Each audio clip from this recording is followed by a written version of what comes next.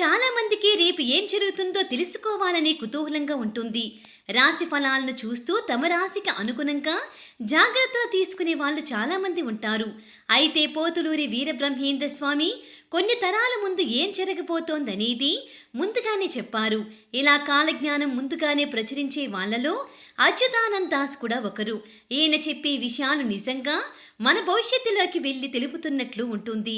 ఆయన గతం, వర్తమానం, భవిష్యత్తులో జరిగే ప్రతి ఒక్క విషయాన్ని చూడగలిగే వారని ప్రజలకు నమ్మకం. సాధువైనటువంటి అచ్యుతానంద దాస్ చెప్పినటువంటి కొన్ని విషయాలను ఇప్పుడు మనం తెలుసుకుందాం. భవిష్యవాణి పుస్తకంలో కలియుగం ఎలా అంతమవుతుందనే విషయాన్ని ఆయన లోతుగా వివరించారు.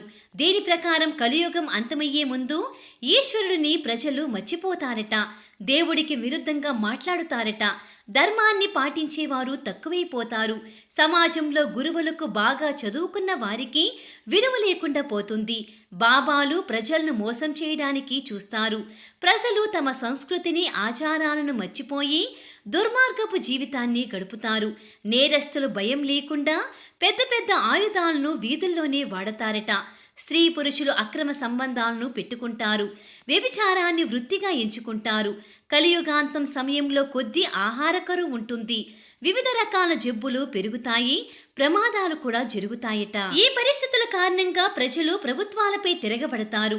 మహావినాశనం చోటు చేసుకునే దగ్గర రైతులు వ్యవసాయం పట్ల ఆసక్తి కోల్పోతారని క్రూర మృగాలు గ్రామాల్లోకి, పట్టణాలకి చొరబడి మనుషుల్ని వేటాడి చంపుతాయని భవిష్యవాణి పుస్తకంలో ఉంది.